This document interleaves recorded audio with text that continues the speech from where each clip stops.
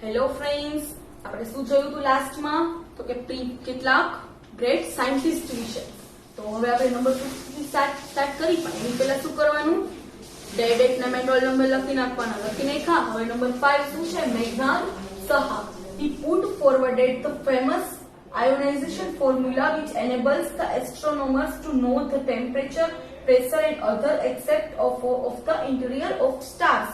એમણે શું કર્યું? આયોનાઇઝેશન ફોર્મ્યુલા આપી.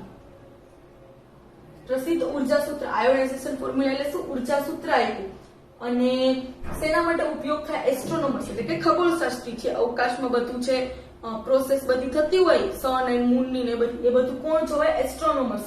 તો કે એમને ટેમ્પરેચર, પ્રેશર અને તારાના બીજા અન્ય પાસા એક્સેપ્ટ એટલે કે એના બીજા અન્ય જે પાસા છે એ જાણવા માટે આ આયોનાઇઝેશન ફોર્મ્યુલા છે હેલ્પફુલ થઈ. કોણે આપી? મેઘનાદ સહાએ. અને શું છે? એ એક આયોનાઇઝેશન ફોર્મ્યુલા આપીને શેના માટે યુઝફુલ છે?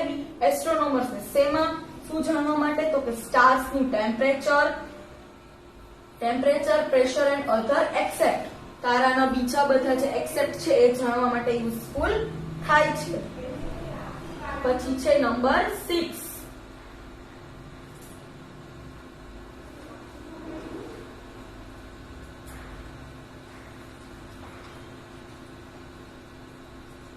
રાજા Ramanna. On May 18th, 1974, India tested her first nuclear device at Pokhran in Rajasthan. 18 મે 1974. આ કોણ છે? રાજા રમન્ના. દિવસે શું થયેલું? તો કે ભારતે ન્યુક્લિયર ડિવાઇસ એટલે પ્રથમ પરમાણુ ઉપકરણનું પરીક્ષણ કરેલું. ક્યાં? રાજસ્થાનના પોખરણમાં. કઈ તારીખે? 18th મે 1974. શું કરેલું? તો કે પોખરણમાં ફર્સ્ટ ન્યુક્લિયર ડિવાઇસ નું ટેસ્ટિંગ કરેલું. The entire show was managed by the eminent scientist Raja Ramanna and his colleagues. આખું જે કામ હતું એ કોના દ્વારામાં થયેલું? તો કે એમિનન્ટ એટલે શું? પ્રખ્યાત સાયન્ટિસ્ટ કોણ? રાજા રમન્ના અને એમના બીજા સાથીઓ, એના બીજા કલીગ્સ એટલે શું? સાથી. COLLEGUES એના બીજા કલીગ્સ દ્વારા અને એમિનન્ટ સાયન્ટિસ્ટ રાજા રમન્ના બધાએ ભેગા થઈ અને કઈ તારીખે? 18th મે. યર કયું હતું? 1974. શું કર્યું હતું? ઇન્ડિયાએ પોતાનું ફર્સ્ટ ન્યુક્લિયર ડિવાઇસ નું ટેસ્ટિંગ કરેલું. કઈ જગ્યાએ? પોખરણ. પોખરણ ક્યાં આવ્યું? રાજસ્થાનમાં.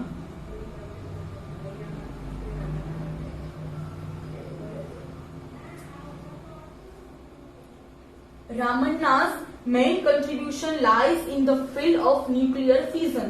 He put forward a new theory to explain how heavily nucleus lift and generate energetic nuclear radiation.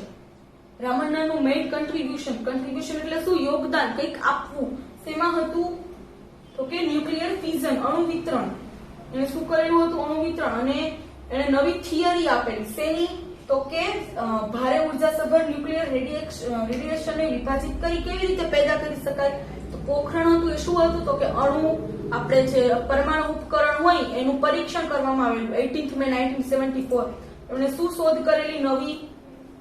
એમાં એમનું કન્ટ્રીબ્યુશન આપેલું તો કે ન્યુક્લિયર ફ્યુઝન, જે અણુના જે ધડાકા થાય અણુ વિતરણ ને એમાં. અને એમણે શું નવી થિયરી આપી? કે heavily nucleus shift and generate energetic nuclear radiation.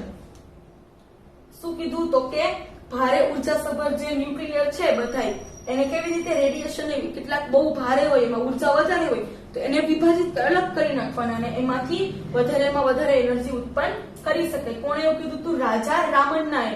અને આપણે ફર્સ્ટ પરમાણુ પરીક્ષણ ક્યાં કરેલું? પોખરણ. પોખરણ ક્યાં આવ્યું? રાજસ્થાનમાં. કઈ ડેટે?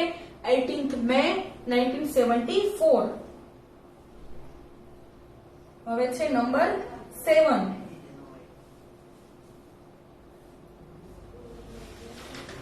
શાંતિ સ્વરૂપ ભટનાગર. કોણ છે આ શાંતિ સ્વરૂપ Bhatnagar? He did research on making wax odorless, refining kerosene and utilizing petroleum waste in the oil industry. એમણે શું કર્યું હતું? ગંધહીન મીણ. Research on making wax. Wax કેવું? ઓડરલેસ એટલે શું? ગંધ. ઓડર એટલે શું? ગંધ. એનો વેક્સ છે કેવું હોવું જોઈએ? ગંધહીન.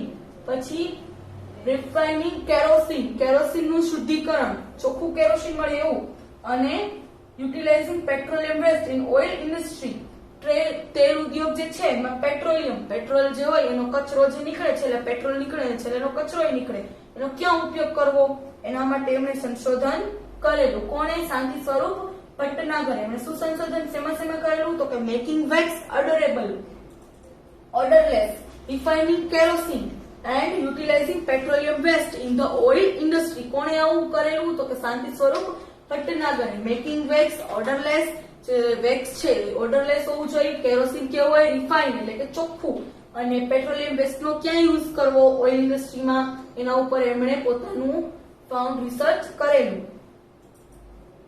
પછી છે number 8, Subramaniam Chandrashekhar.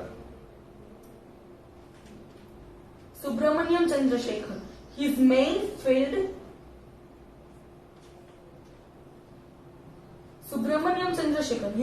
field of interest was the study of stars. આજે સુબ્રમણ્યમ ચંદ્રશેખર એમને સૌથી વધારે શેનું સ્ટડી કરવું ગમતું? તો કે સ્ટાર્સ એટલે કે તારાનો. ફિલ્ડ એટલે કે ક્ષેત્ર. એમનું મુખ્ય પસંદગીનો સબ્જેક્ટ કયો હતો? તારાઓ. He was awarded the prestigious Nobel Prize for what is known as Chandrasekhar's limit, which determines the minimum mass of a dying star enabling it to survive. સેના માટે એમને કયો એવોર્ડ મળ્યો? Nobel price. સૌથી પહેલા સાયન્સમાં નોબેલ પ્રાઇઝ કોને મળ્યો? ઇન્ડિયામાં સીવી રમણને. પછી આમને મળ્યો કોને? ચંદ્રશેખરને, સુબ્રમણ્યમ ચંદ્રશેખરને. શું હતું એમને સેના માટે મળ્યો? તો કે એમણે એક શોધ કરેલી, ચંદ્રશેખર્સ લિમિટ, ચંદ્રશેખરની મર્યાદા તરીકે ઓળખવામાં આવે છે. આવી એમણે એક શોધ કરી. એ શું કરે? તો કે મૃત્યુ પામેલા તારાઓના લઘુત્તમ સમૂહને ટકાવી રાખવા માટે સક્ષમ બનાવે છે. જે સ્ટાર્સ હોય બરાબર, એમનું પણ ડેથ થાય, મતલબ કે એ ધડાકા સાથે સળગે અવકાશમાં. બહુ મોટા મોટા હોય સ્ટાર્સ, આપણને અહીંથી દેખાય નાનકડે એવા ના હોય, પણ બહુ જ મોટા હોય. એ જ્યારે ધડાકા સાથે સળગે અને એનું પૂરું થઈ જાય સ્ટાર્સની લાઈફ, ત્યારે એમાં એ જે સમૂહ છે લઘુત્તમ એને ટકાવી રાખવા માટે સક્ષમ બનાવે. શું? ચંદ્રશેખર્સ લિમિટ. અને આ સાયન્ટિસ્ટ છે પણ એ તો પણ શું બન્યા હતા? he became the president of India on 25th. ચંદ્રશેખરની મર્યાદા તરીકે ઓળખવામાં આવે છે. કોને શું મળેલો હતો? Nobel price. અને ચંદ્રશેખર સુબ્રમણ્યમને પસંદગીનો સબ્જેક્ટ કયો હતો? Stars.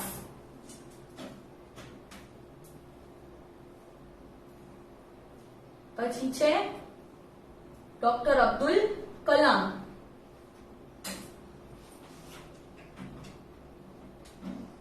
Abul Pakir Jainulabdeen Abdul Kalam. He played a key role in making the country self-reliant and self-sufficient in the field of defense. એમણે શું કામ કરેલું અબ્દુલ કલામે? તો કે આપણા કન્ટ્રીને એમણે સેલ્ફ રિલાયન્ટ, સંરક્ષણ ક્ષેત્રમાં આત્મનિર્ભર અને સ્વયંપૂર્ણ બનાવવા માટે મહત્વની ભૂમિકા ભજવી હતી. કોણે? Abdul કલામે. The Pokhran Test 2, which was conducted under his guidance on 11th May 1998. First ક્યારે થયો હતો? 18th May 1974 અને સેકન્ડ ક્યારે થયો? 11th May 1998. શું? Pokhran test enabled India to gain entry into the nuclear club of the world. એમણે આજે Pokhran test કર્યો હતો એ શેના માટે ભારતને હેલ્પફુલ થયું? તો કે વિશ્વની પરમાણુ ક્લબમાં પ્રવેશ મેળવવા માટે. શું છે આમનું આખું નામ? શું છે? ડોક્ટર અબુલ પાકીર જૈનાલુબ્દીન અબ્દુલ કલામ. એમણે શેમાં પોતાનો રોલ આપ્યો? Key role. તો કે making the country self reliant and self sufficient in the field of defence. Defence એટલે શું? સંરક્ષણ. આપણા દેશનું સંરક્ષણ છે શેમાં છે? સંરક્ષણ છે એની અંદર. એમાં આપણે દેશ આપણી જાતે જ આપણે ડેવલપ થઈએ એમાં એમણે મહત્વની ભૂમિકા ભજવેલી.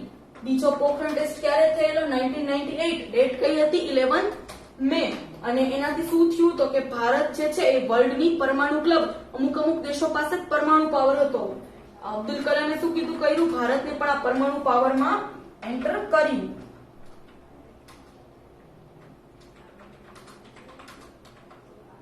હવે એનો last point, He became the president of India on 25th July 2002. એ શું બન્યા? ભારતના પ્રેસિડેન્ટ. પ્રેસિડેન્ટ એટલે શું? ભારતના રાષ્ટ્રપતિ. ક્યારે બન્યા? 25 જુલાઈ 2002. He is regarded as the father of the Indian missile program. એ શું કહે છે? તો કે ભારતીય મિસાઇલ પ્રોગ્રામ જે છે એના પિતા તરીકે ઓળખવામાં આવે છે. અને આ પ્રેસિડેન્ટ બનવા છતાં પણ એકદમ સાદું જીવન જીવતા હતા. એના માટે એમને શું કહેવામાં આવે છે? People's president. શું છે? કોના ફાધર છે? તો કે regarded as the father of the Indian missile programme. કોણ? Shri doctor APJ Abdul Kalam. Okay, thank you.